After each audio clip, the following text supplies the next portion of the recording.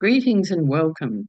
I'm Chris Miller, and I'll be presenting some insights, or at least I hope you find them to be so, on integrating enterprise risk management with resiliency. This is one of a series of Follow the Sun events organised by Continuity and Resiliency. And my thesis is that enterprise risk management is a platform through which you can enhance your organisation's resiliency. I'll be using the term business to be generic and cover both organisations as well as businesses, enterprises, entities, whatever or even country, whatever your unit of analysis might be. My background is long-term in emergency management, and for almost 20 years now, next month it will be, in business continuity management. Most recently, I've been working for the World Bank and working on preparing for the future pandemics in Africa, South Asia and Timor-Leste. I have a long experience in the Australian government and until recently was the president of the Australasian Institute of Emergency Services. That's a voluntary role. So let's move on to enterprise risk management, but let's flip it around and look at resiliency first. If I can get the slides to show that, would it be really helpful? Okay.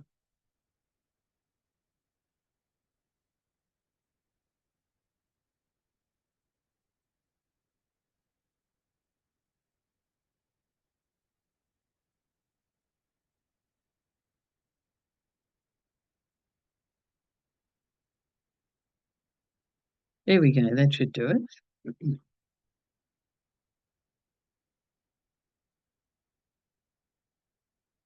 Being very naughty tonight. Okay, what is resiliency? Well, we're very fortunate in that we have an international standard. The International Standards Organisation that sets standards for all manner of things. I was a work health and safety inspector at one stage, so I was accustomed to a plethora of standards. Anyway, back to resiliency. 22316 2017 is the Organisational Resiliency Standard, and its definition is resiliency is the ability of an organisation to absorb and adapt. Very important to consider that. Resiliency is about absorbing and adapting in a changing environment, and we certainly have a lot of that to consider these days, and I'll talk more about that in a moment. It's to enable the delivery of the objectives of the business, enterprise and so on, to survive and prosper. So it's not only about surviving some sort of crisis or disruption that might be negative, it could actually be trying to prosper when opportunities arise. And a good example of that is Kodak. Kodak funded Steve Sasson, one of their engineers, to develop a compact digital camera in the 1970s. They even put a patent on it, but they didn't market or promote it because they thought that their business was focused on printing, analog, printing film, printing photography. So their strategic plan was all about how we're going to do more of that. And their operational preparedness was set up appropriately.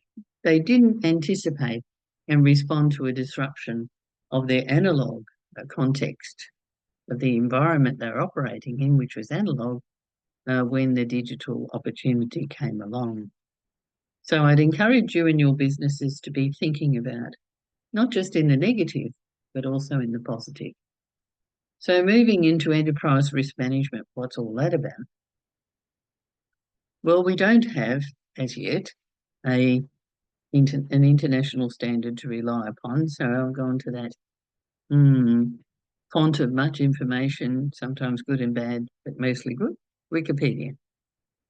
Enterprise risk management is organisation. It's an organisational-wide approach for identifying, assessing or analysing, managing or mitigating risks to achieve these strategic objectives of your entity, whatever that might be. It differs from traditional risk management, which has historically been fairly operational, and not had that wider focus that we're trying to achieve in enterprise risk management. And you'll see how it links in with strategic planning and governance, which are very important. So we've got whole of business, or significant parts of the business, as well as that strategic lens and governance processes to feed you back using the plan, do, check, act methodology of the ISOs, the international standards, so that you are moving yourself forward in your business. But there's accountability and oversight, which is the governance processes. So I've mentioned that we live in a changeable world, and some people consider that VUCAD: volatile, uncertain, complex, ambiguous, disruptive. So some may say that enterprise risk management in an uncertain world is heroic, but I would argue it's necessary to support resiliency in your businesses. What do we mean by volatility? Lots of things are unexpected, unstable. But are they really? Is everything a black swan, or could it be a grey rhino? We'll come back to that towards the end of our presentation. So uncertainty, we certainly lack predictability. I mentioned my long history in emergency management. Once upon a time, we used to, at least in Australia, expect that there would be a so-called disaster season between October and March, April. Probably the reverse in the Northern Hemisphere for my colleagues there. No longer. For instance, we've had quite severe fires in the Blue Mountains, a very nice national park and World Heritage area in August.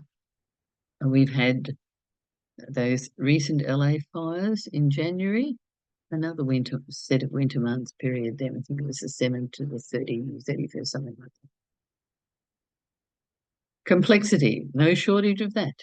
Complexity is a big curse for us all, because what we're seeing now is these rolling disasters. We're in a state of permanent crises, permacrisis, polycrisis, whatever you want to call it. There's really not a before and after. There's a keep going regardless. Ambiguous. There are so many contrary views. Social media has certainly brought that to the fore, where not everybody agrees with how democracy should run, for instance. There's a splintering of traditional political parties, much greater emphasis on minor parties, on independence, at least in our country, and I understand elsewhere. Look at what's happened in France, how many prime ministers they've had in recent history. And disruptive. And when I was looking at this, I thought, if we're going from VUCA to VUCAD, what's the D stand for? Well, it could be just as easily disrupted, or disruptive, or diverse, or digital. All of these things to think about when we're thinking about the context in which our businesses are trying to thrive and prosper, survive and prosper. So I mentioned the importance of identification, assessing, analysis, managing, or mitigating. So when we start on that first step of identifying, or you may already have done so, but you might like to revisit that, what might enterprise risk management bring to your attention? Well, operational is very obvious. I've got 14 here for you to consider, but you can combine some of these, delete some of them, add some of your own. It's just a starting point. Operational is very clear. During COVID, it became transparent that global supply chains were very vulnerable. In Australia, historically, our air cargo, for instance, so looking at supply chains, passengers on the top, cargo on the belly of the aircraft, and it worked very well for many years until during COVID, our Australian government closed the borders quite quickly, about March. That was that. And it took some time before more aircraft were available. Now, what that meant is air cargo pricing jumped 20 times, not percent, times. A sea cargo, if you wanted to get a sea container, if you could get one, you were looking at something like 6 times. Oh, sorry, 12 times.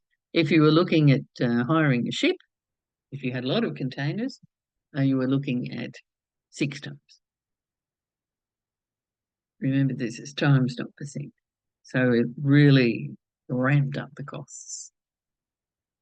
And of course, availability was a big issue. We had a lot of empty containers in the wrong place all over the world. And of course, big shipping companies like Maersk and the like, why would they ship empty containers? They only make money out of full containers.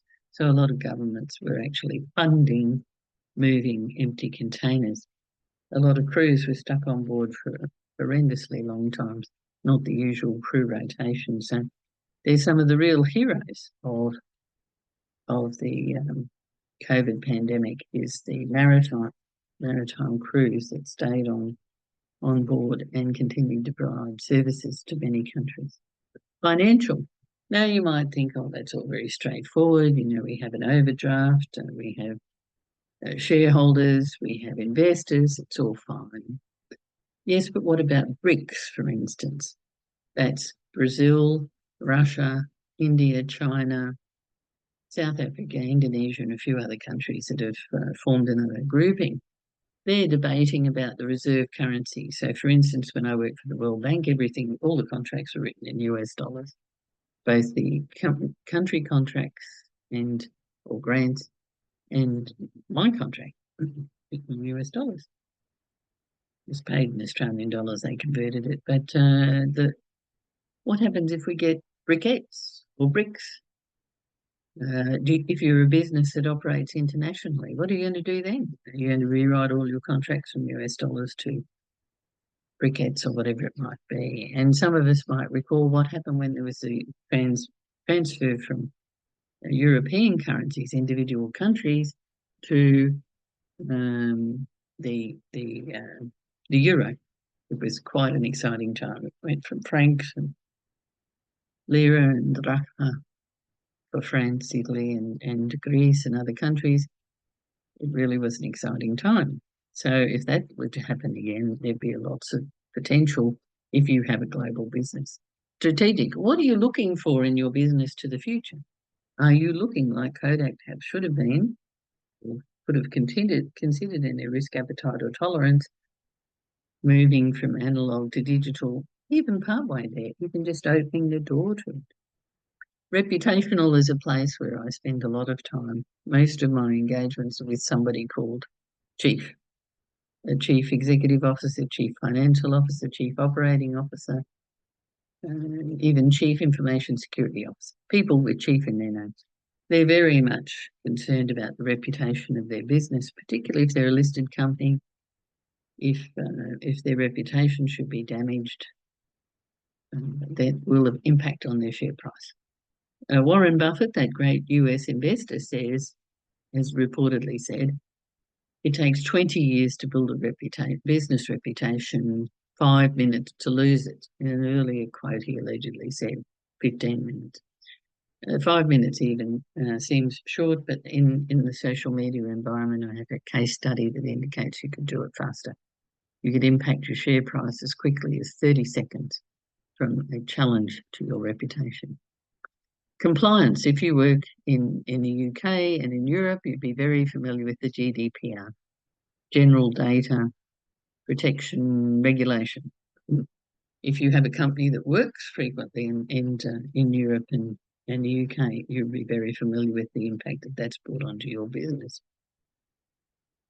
Good and bad, but maintaining data integrity is very important. Your clients are quite insistent on that, I would expect. Legal.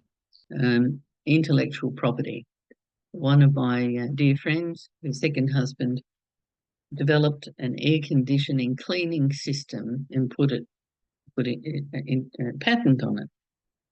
He then spent years in court instead of using his patented product because he was endlessly defending it against people who contested his patent. Technology and cybersecurity very much front of mind for those people with chief in their job title, at least the ones I've had dealings with. Technology, what are we looking at here? AI, 3D printing, micro factories, robots, cybersecurity, ransomware, where people or criminals, let's not be too generous there. These are criminals who will sequester your data, will make it impossible for you to access your data unless you pay them a ransom, usually in Bitcoin or something.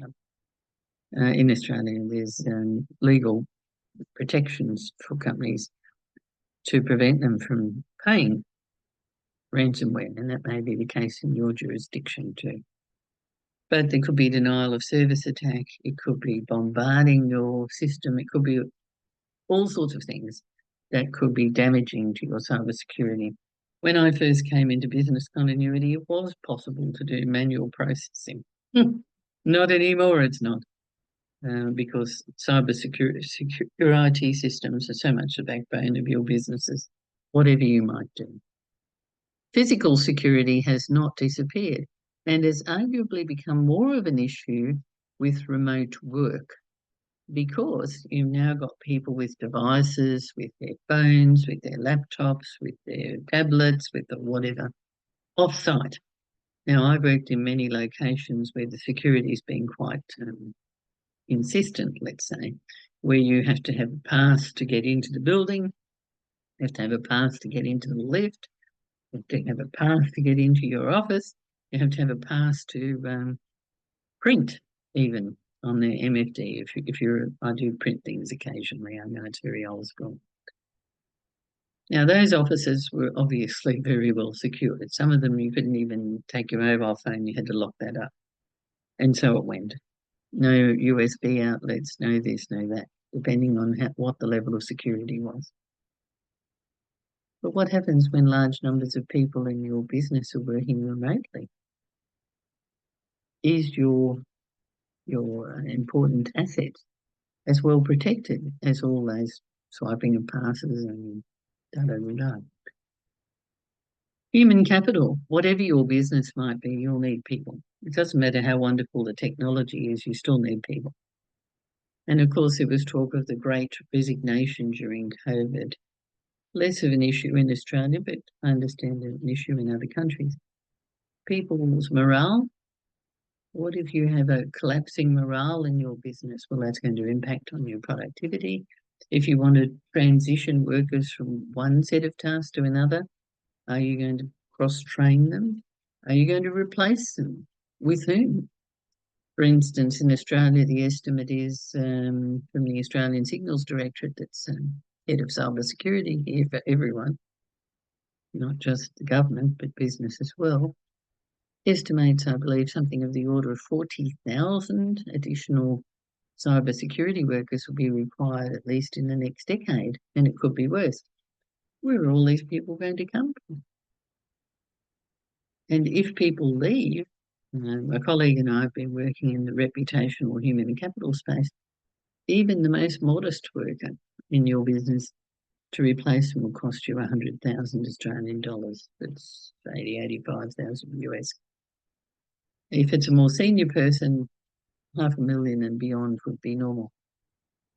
When you think of that, that's paying them out, and that's replacing them, setting up a job description, advertising, or getting recruiters to find the right people, interviewing them, taking people offline to do that, following up their resume and referees, and so on and so on and so on, writing reports and nominating someone to come in, then expecting at least 2 to 3 months before they're really fully productive.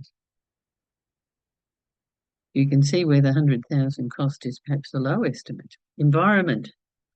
I mentioned my long experience in emergency management. Floods, fires, tsunami, earthquakes, landslides. The list is long and alarming.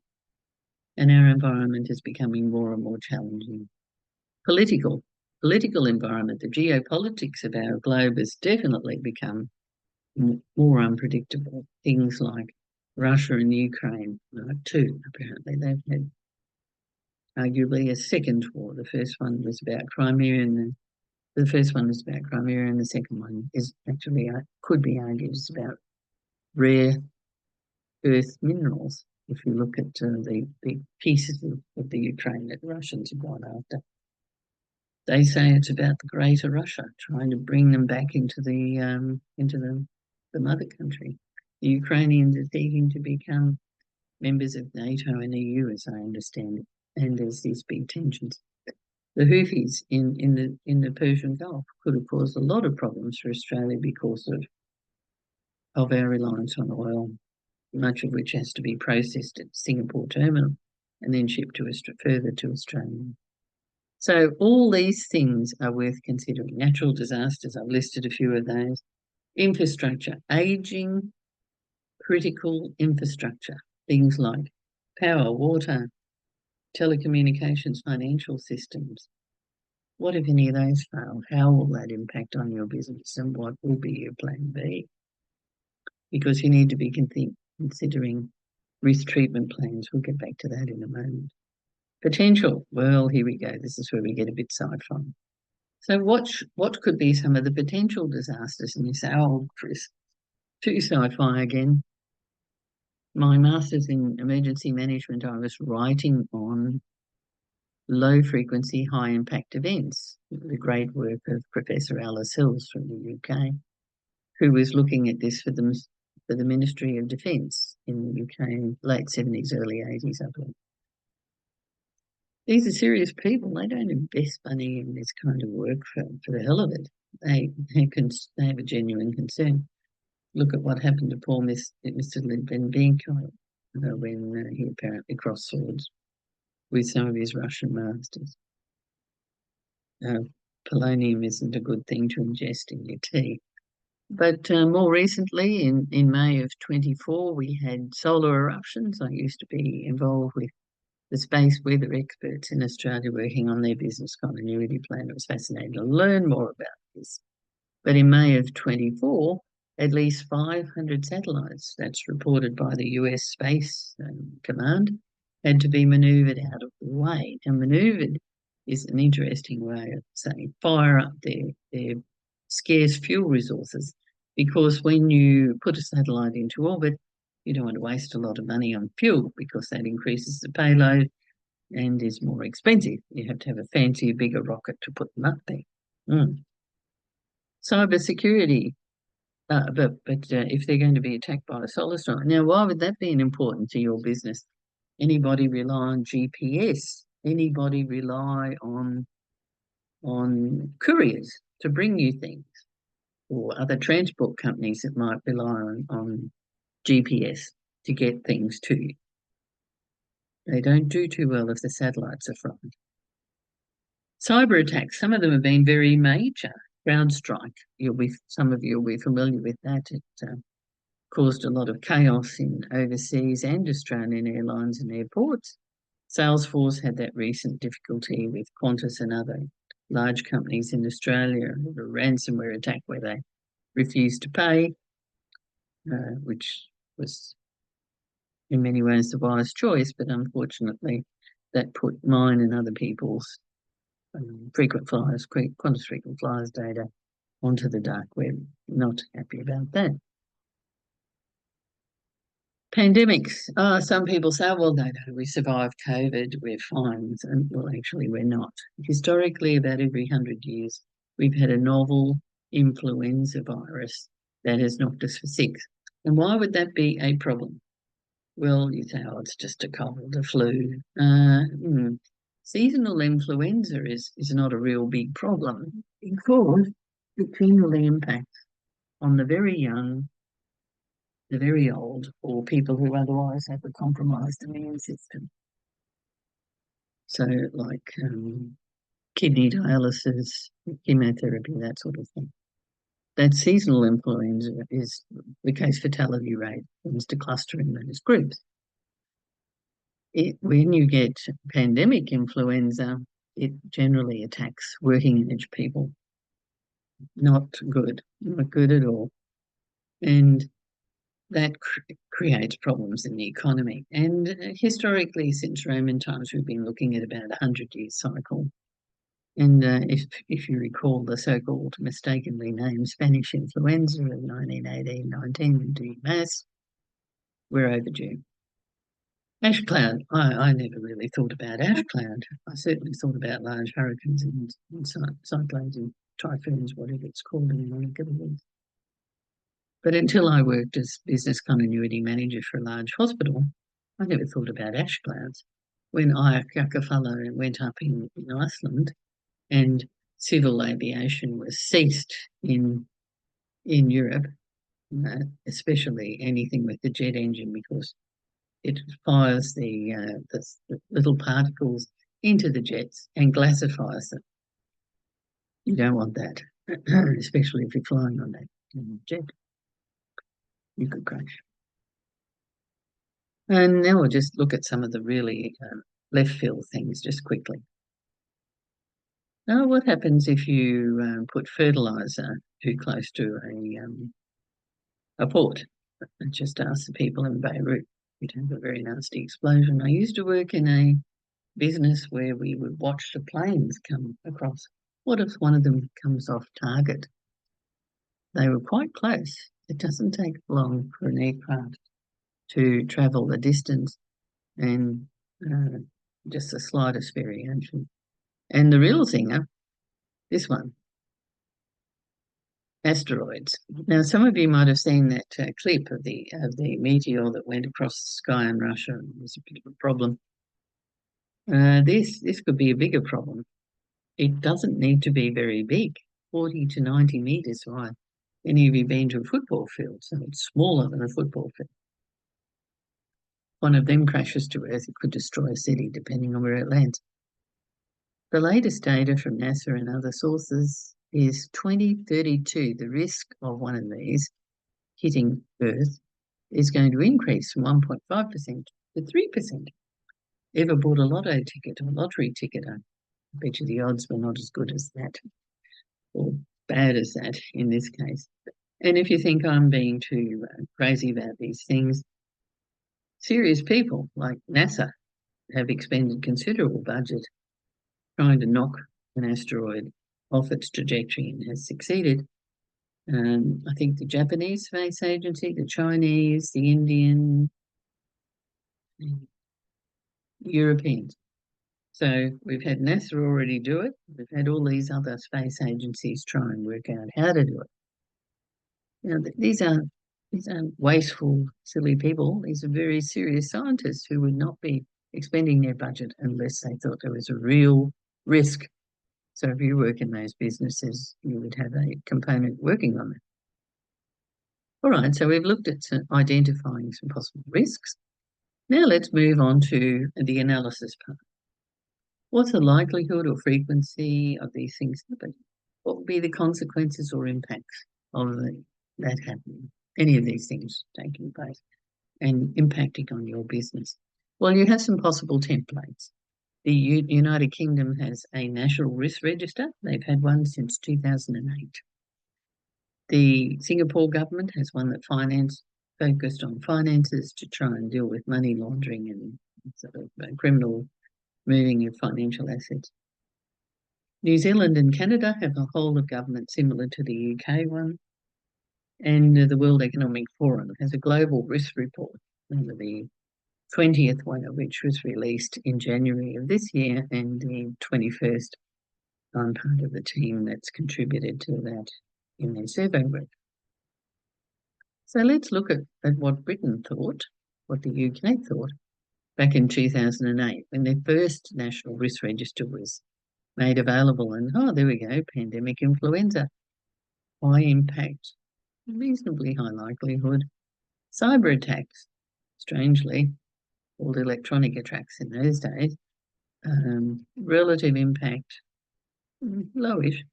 Likelihood, quite high. And all these other things are pretty obvious and you'd be familiar with and you possibly already considered in your businesses.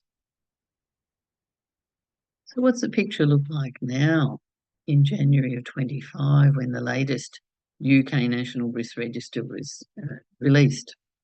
Well, we've jumped from 12 to 89 and we've themed them similar to the 14 categories I just mentioned to you a moment ago.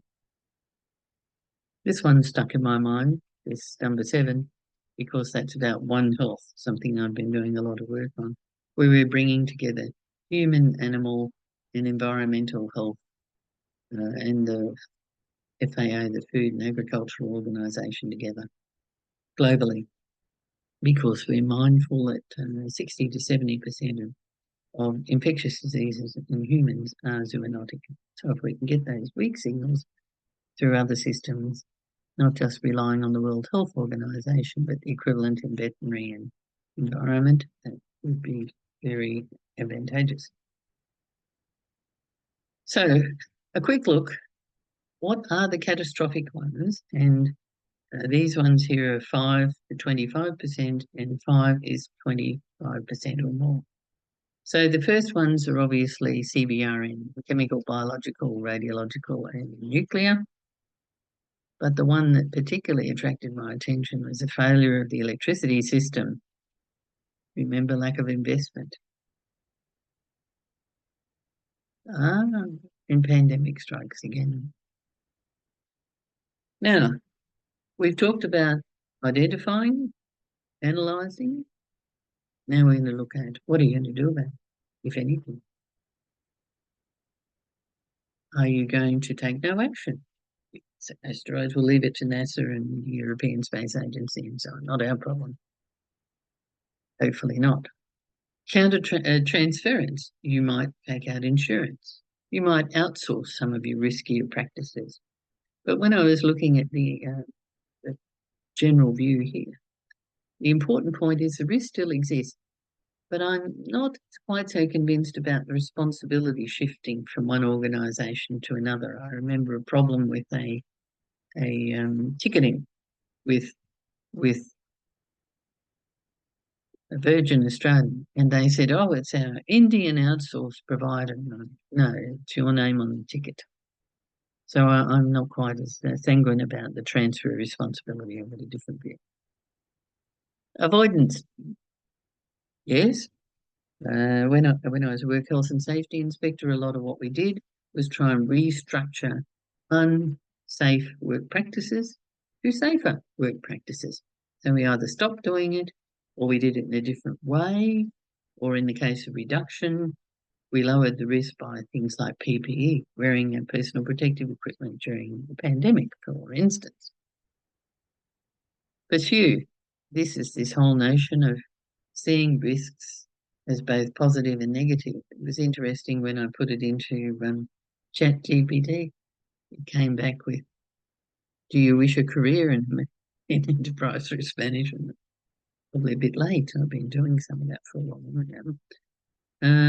But there's always opportunities. So you need to identify and seize opportunities. But how does this fit with the risk appetite and tolerance of your business? Back to the Kodak example. How would your senior team feel about that? Are they on the front foot? Are they looking to the future? Are they looking for strategic opportunities to be innovative? How would they feel? Here's a good example with 3M. They funded a glue project, and the glue failed. Oh, pest. But then one of the marketing team went down to the laboratory for some reason and saw all these sticky notes, post-its, or whatever you call them, all over the laboratory, stuck to the wall and stuck to laptops and so on. What's this? Oh, that's the failed glue, but we found a use for it. So from the laboratory point of view, it was a failure. From the marketing point of view, it was an opportunity. And of course, the rest is history. We got posted notes, not just from 3M, but from many of their competitors. More eyes on a problem often produces a good solution. I'm a great believer in bringing more people into the discussion. You never know what you might find.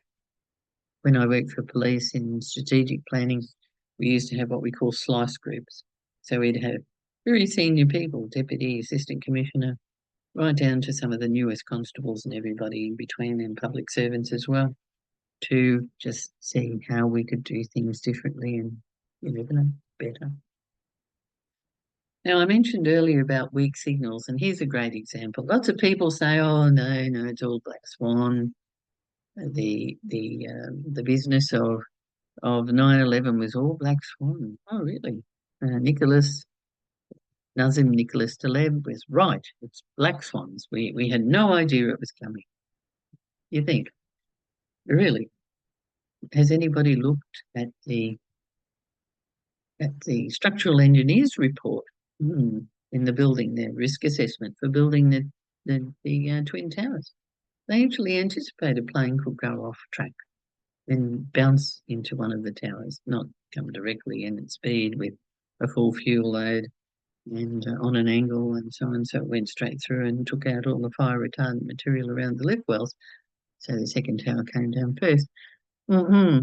They didn't anticipate that because aircraft like that didn't exist at the time. I think the biggest aircraft they would have had would be 707, 727. But they had an aircraft corridor in the vicinity of the building, and they thought, it could be possible for some back to that aircraft going off track.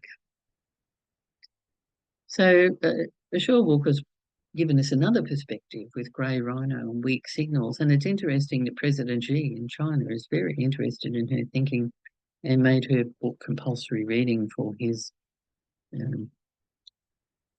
equivalent of state and territory governors, so provinces as they might be called in China, where you look for those weak signals, you amplify them, you prepare yourself for them if it's possible. And then there's this Johari Window. Lots of people have said, "Oh no, there's unknown unknowns. That's Donald Rumsfeld." No, it isn't. It's actually not him at all.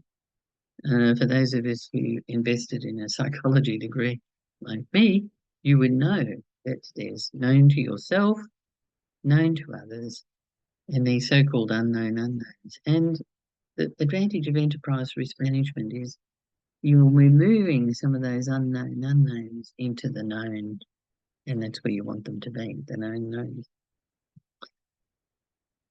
Taleb has given us another interesting book about antifragility, and that raises the important point. Remember, he's an economist, that we're still in a volatile world with a lot of destructive uncertainty economically and for our businesses. We want our businesses to be anti-fragile, but you can't be anti-fragile unless you actually understand fragility in your business. In my business continuity practice, I often look at what business as usual looks like and how we might move that into a more robust position. So resiliency is how the system absorbs stress and recovers. It's dynamic, it's a state, it's a continuous process. Remember that plan, do, check, act cycle of international standards and the work of Marco Felsberger.